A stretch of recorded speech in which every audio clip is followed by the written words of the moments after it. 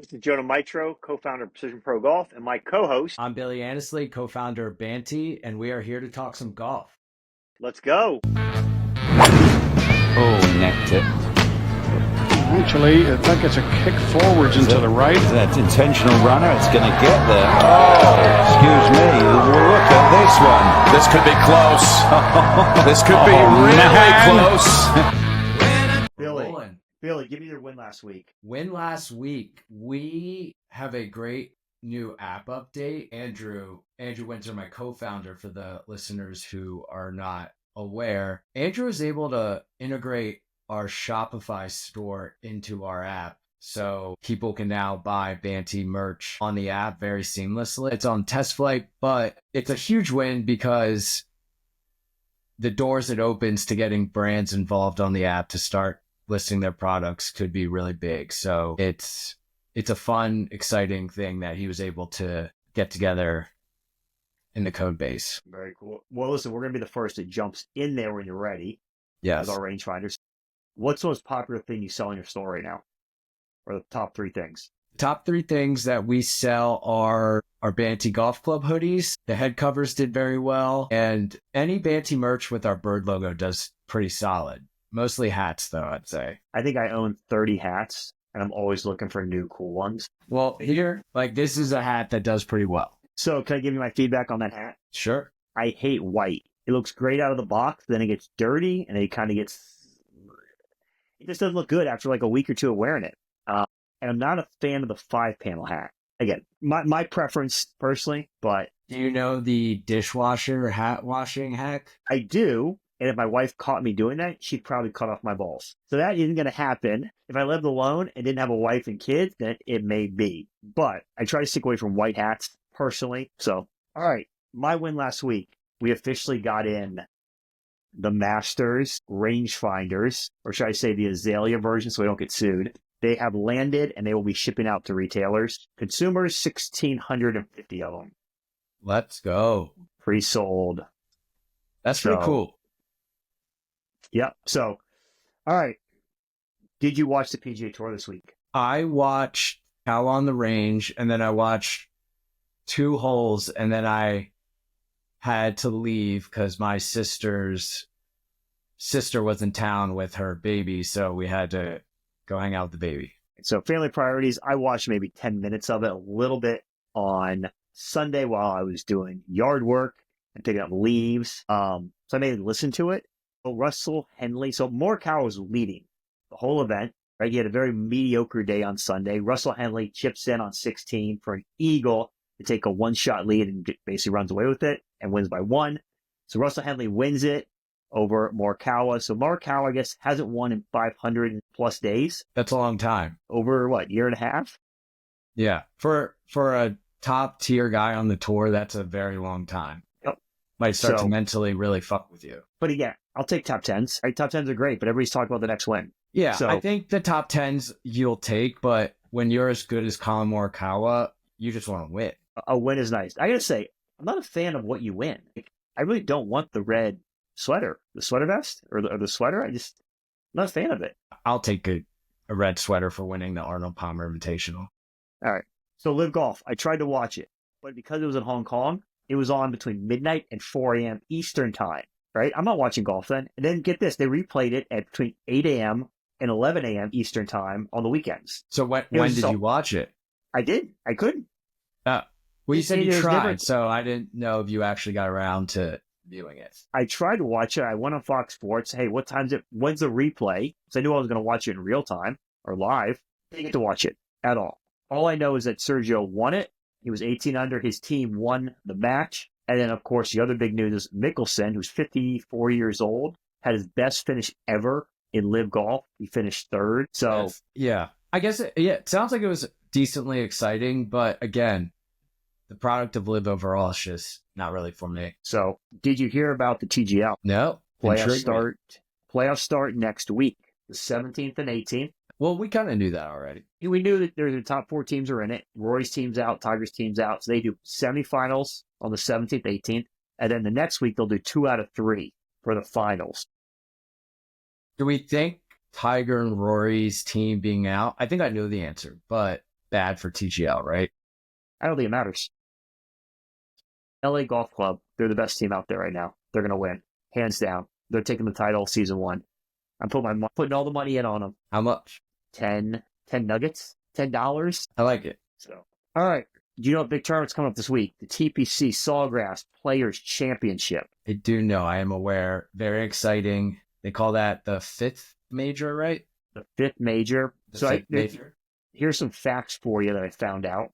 The first Players Championship was at Atlanta Country Club in 1974. Is there any significance to Atlanta Country Club? Only that they're a customer of ours and I played the course, and one of their par 3s reminds me of Augusta on the, 15th, 16th. The course is amazing. TPC Sawgrass was bought for $1 in 1978, the land. 1978? 1978, they bought it for $1. That's not even that long ago for land to go for that amount. Yep. I feel like that, in my head, that's like 1820 or something. The tournament officially went to TPC Sawgrass in 1982, so it took them 4 years to build it. It is the headquarters of the PGA Tour, TPC Sawgrass. Have you ever been down there? Where in Florida is it again? So it is in Ponte Vedra Beach, near Jacksonville. No, I have not. So I was down there for an event 3 years ago. Really cool facility. They were really cool outdoor space. Hotel's very mediocre, nothing to write home about, but they do a really cool thing. So we had an event. They make up their own island green. It's about 25 feet wide, and you hit golf balls to this island green. It's probably about 30 yards out in the middle of the lake. It's awesome. I mean, easy tough. Can't even get close to hitting it. But it was a really cool kind of event and experience trying to hit the island green. Now, back then, they were asking, I think, $500 to play the championship course. Greens I think fee. those were greens fees. How long ago was this? What, 3-4 years ago? Oh, yeah, that sounds about right. I thought you were going to say like back in like 1980s. No. I was even born that. So then Scotty Scheffler is the only person to compete as a champion, repeat as a champion at the TPC ever. That's a good fact. So are you going to watch the TPC? Yes. All right. What are you looking for? What are you excited about? Hopefully just competitive, golf, similar to, I guess, this past weekend where it comes down to the wire almost. And just going into Sunday, we have a nice leaderboard with like 5 to 6 guys in contention. Who do you want to win? Anybody on your wish list? I guess I got to go with JT, so he leads into my Masters feeling confident, my Masters bet. I kind of want to see Ricky pull That's a up the good win. one. Yeah. I think this is he won the Travelers a couple years ago. He won this event back in 2017, 18, I think. Yeah. JT's also won this event 1 or 2 times. 2 times.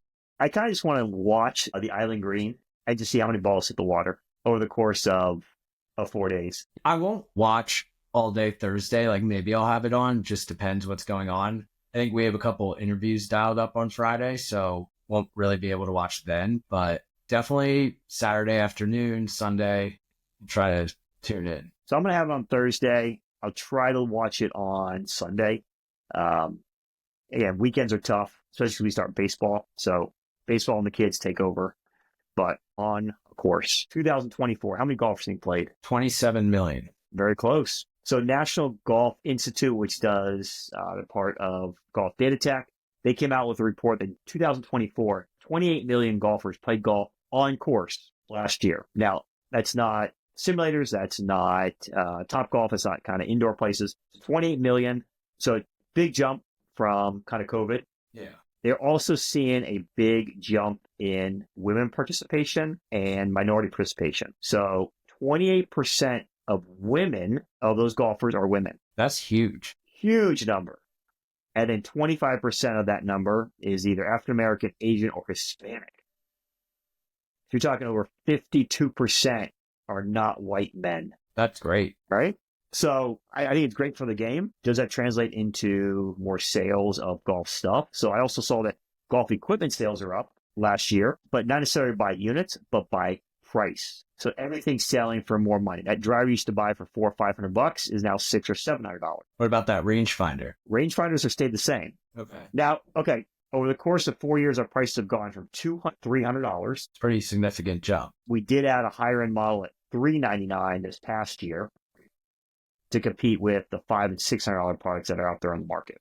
Now, part of our raising prices is better quality build, new features, but also tariffs, right? So Tariffs are huge. They came into effect and definitely affect our pricing, but we're in a good spot. We're not going to be raising prices. I don't want to raise prices. I think we have a great price for all of our products. So it is interesting. The number of units in terms of golf equipment is pretty stagnant, but the price of each unit's gone up. So they're showing that as revenue's gone up. Well, of course, prices have gone up. I'm always curious, like, where is the cap? I was looking at Sunday Red, browsing their store, got some ads on Instagram, and there's like a sweater for $470, and like Peter Millar, everything's so expensive. In like 3 to 5 years, is a quarter zip going to be $600? Like, where does it end? I talked to a guy last week. He wants to launch a golf polo brand, just polos, at a price point where he doesn't have to compete with the Chinese guys, but he's undercutting all your main manufacturers, right? Your Peter Millar, your Adidas, your Under Armour. So what price point would make sense to you as a golfer to buy a polo for, where it's still good quality, but you don't really have second thoughts about it? You just make the purchase. That's a tough, because I'm accustomed to all these high prices. So even like an $85 polo, like that's still a little crazy in my head for how much it costs to make that polo. But I will take an $85 polo versus like the $125 polo. How much does it cost to make an $85? My guess is probably $20. Not even close. Yeah, like not even like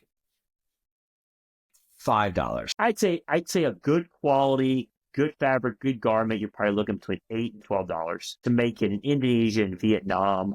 Now, once you land it, right? Like the company's all-in cost is probably like $20 to $30 getting it to their warehouse, so that they then mark it up to sell it. Right. So that $80 polo in a green grass shop is costing this shop between $35 and $40, right? That's what they're paying for it. And then the manufacturer is probably getting it landed for about $15. So on Sunday Red site right now, polos, they have a polo for $125, $115, $125, $110. Obviously, some material differences probably caused that price difference. 10 years ago, or even 8, like these polos were probably around that 85, in a pro shop. Or now, like the Peter Millar t-shirts, they're like $40 for a t-shirt. That literally costs $2 to probably make. All right, so the t-shirts are going to cost you. So actually, I looked at this. I looked at a manufacturer in the U.S. to do a t-shirt. I looked at Vietnam to do the same t-shirt, right? Similar quality. The guy in the U.S. is based in the Carolinas. His cost is $8 to $10. Made in the USA, 100% cotton, recycled materials with printing. That same shirt in Vietnam, Thailand was between $3 and $4. It's crazy. So on Sunday Red, the Detour cashmere hoodie sweater is $375. That's a little above my budget for a cashmere. I don't want a cashmere sweater. Why don't I want a cashmere sweater? You don't. I think it's supposed to be similar to like this athletic one, but it's cashmere, slightly, I guess, fitted, sharpish looking. Like it looks kind of similar style to this, but I guess it's cashmere. But yeah, why? Do you think he wears this out to like 100 North when he goes out to dinner in Jupiter? Of course. And he's got or the Woods. He's got 65 of them in his closet. He can just go pick one up. I have the correction. It's 1,000 North, but I meant to say the Woods, which is his restaurant. Got it. In Jupiter. I think Sunday Red, I wasn't a fan when they came out. It's kind of grown on me, kind of like the logo. I've seen some people wear it. I actually asked a couple people what they thought of it. They love the feel and the quality and the fit of it. But I just can't find myself paying $125 to $170 for a polo or a pullover, because there's so many options out there right now that you can get under $80. I do like the logo or the vibe of the brand. They obviously did a good job, and they never weren't going to do a good job really with all people behind Tiger helping build this brand. I just don't love when there's just so much money behind a brand that it just gets kind of built overnight. It didn't grow as a brand. And when you think about what Malbin's built, that wasn't just hey, let's just go to a creative agency, make this all happen just because I want it to happen. So the question is, they've been out for about a year, right? And now they're making a big push into retail, right? They want to get in your local pro shop, your green grass. So they've hired sales reps. So I think part of their pricing was they need to support, it's not a direct consumer play. It's we need to support the wholesale market. So we need to set our retail price at a certain point where we know we can support those retail margins that the green grass shops need. It's still ridiculous. I don't disagree with you. So let's go back to the story. Talk to this guy who wants to do a golf polo brand. I told him $39.95. You could offer really good polo for $39.95. You're going to crush it. But it's got to be good quality. You got to get good styles. You stick 3 or 4 different designs or colors, and you rotate that every few months. You don't come out with 100 different designs. Like, keep it simple. The small are always sold out. The double XL are always sold out. 90% of your sales are medium, large, extra large. What do you think? Yeah, I mean, $40 sounds great. The problem is, isn't too cheap. I think there's a mental aspect to this game now where if you buy something low priced, you feel like you're buying something cheap, and you're kind of like, well, why wouldn't I just get the Peter Millar one for like $100? Because I will say, you buy a polo, if you don't lose it, you have it for years and years. So the return is pretty high if you just take care of your stuff and don't, lose it or wash it on high heat or whatever. So I would probably, it just depends on the fit and style. I think I am particular about the way things kind of fit, especially playing golf. You don't want the sleeves too tight or too baggy, but yeah, if he makes a good product, that's unbelievable price point. All right. Well, I had a conversation last week. I don't know which way he's going to go. I'll keep you updated. So when's the time you got fit for a golf club? A driver, a wedge, irons? I got new clubs and wedges over COVID. What did they fit you in? I have the P790s with a 115 gold shaft. I'm blanking on the brand, but it's pretty... True Temper. True Temper. Yep, I had the same ones. All right. So I went last week to PG Superstore to see if they could fit me to something that's better than my Sim 2 driver right now. They've been playing for 3 years. All right. I had no expectations at all. So they put me in different shafts. They put me in a new shaft called a Nemesis shaft that I hit before, really liked. They put me in some True Temper shafts. They put me in the Aldilla. Don't know those. I'm not good on my shafts. I do know Oban. Oban, yep. So heads-wise, the QI35, the low spin, the QI35, the stock one, they put me in the GT3 from Titleist. They put me in the Callaway Elite, 6, 7 different shaft options. Which one do you think they fit me with? Am I going with shaft or head? I just brand. Now, you know nothing. Like this, again, this is a completely random question. Callaway head? Nope. Nothing. Nothing matched my current numbers. So your current driver is what you My need? current driver, I'm swinging 165 mile an hour ball speed, 115 swing speed. I'm hitting between 290 and 310. Nothing matched my current numbers and my current shaft. So the Sim 2 from 3 years ago is better than all the stuff that's out there right now. They even put the head on my existing shaft. I couldn't match my numbers. I do think that I don't get how enough time goes by in the matter of like 10 to 12 months of like research and like R&D to dramatically improve like the club year over year. It's kind of like the iPhone. It's like release it every 2 years and have like epic updates. Like release the drivers every 2 years and actually have it be like a better club, because I feel like they just like want to change it up, have a new product, but it might not actually be better than what they made a year ago. Well, do you know why they release clubs every 2 years? To make money. Make money. That's all it is, right? No, So I get it. I don't think these clubs year over year are that different. I was going to agree. Like So even Sim in a 1, Sim 2. 5-year span, they're probably not that crazy different of tech. So the R15, remember that club, was 2015-16. This is a pretty big dramatic jump from that to your Sim 2, and that is almost 6 years in difference. Yeah. Let's say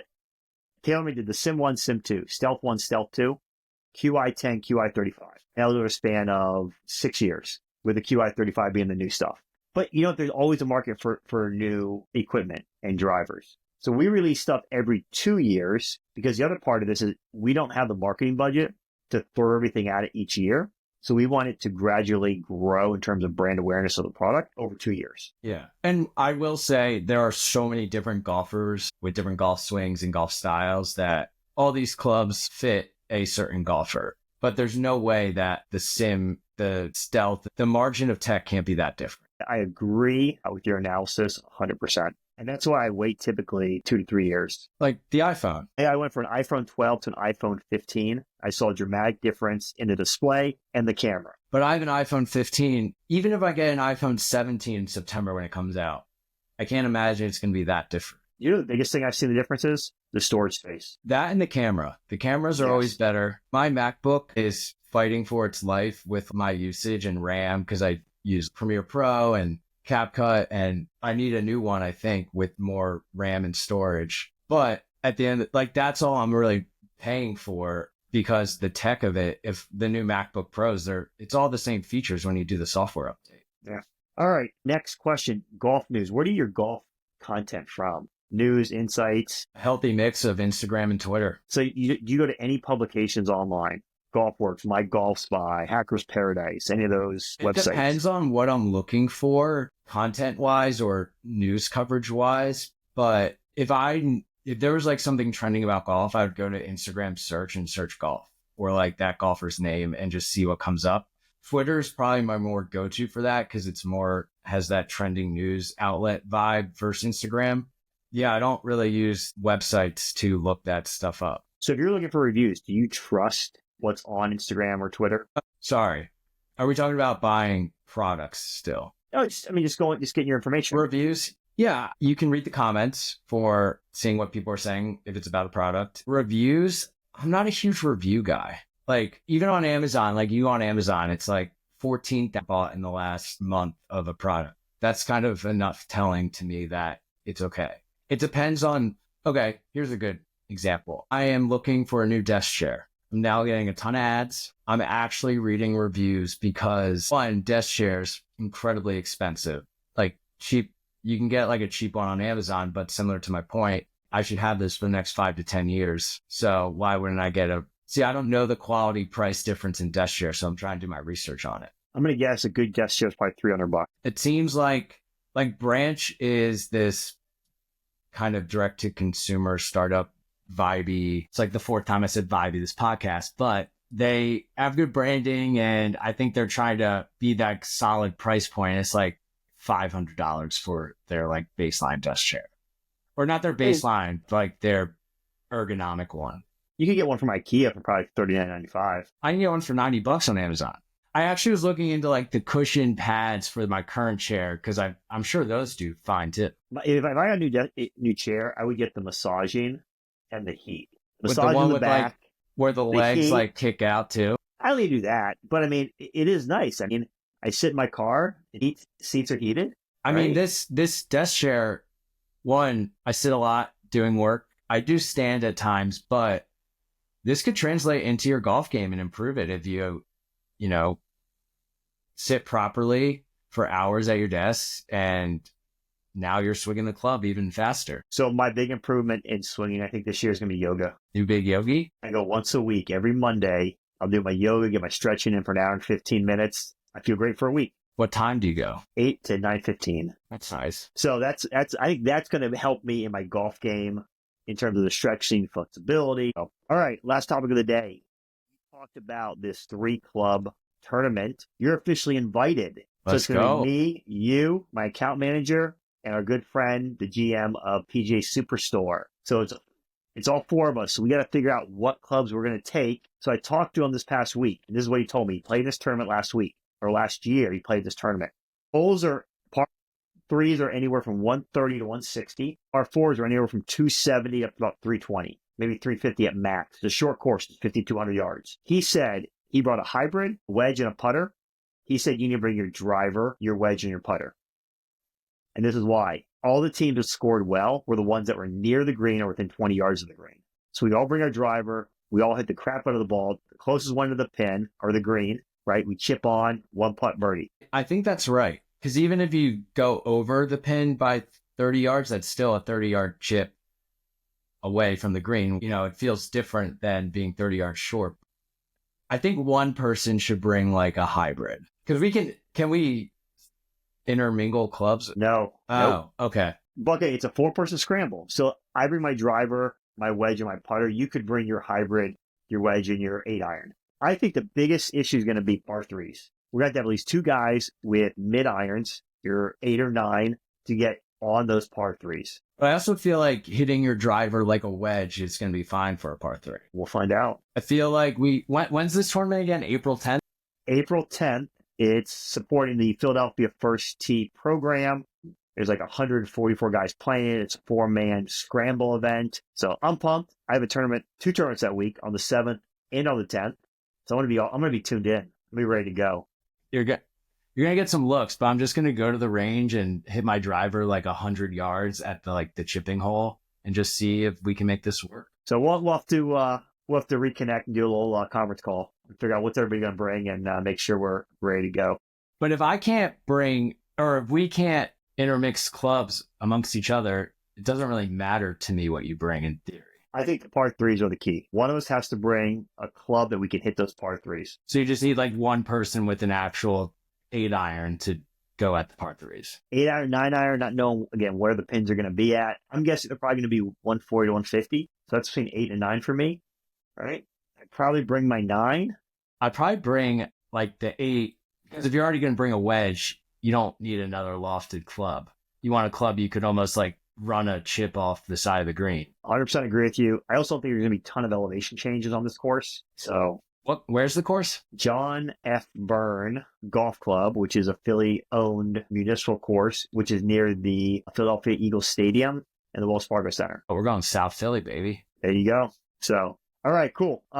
Any closing comments, thoughts? We got a couple interviews coming up this Friday. We will be rolling them out sporadically in our upcoming episodes. So everyone keep your eye out for them. Should be exciting times. On that note, boys and girls, thank you very much. Enjoy the golfing. Peace.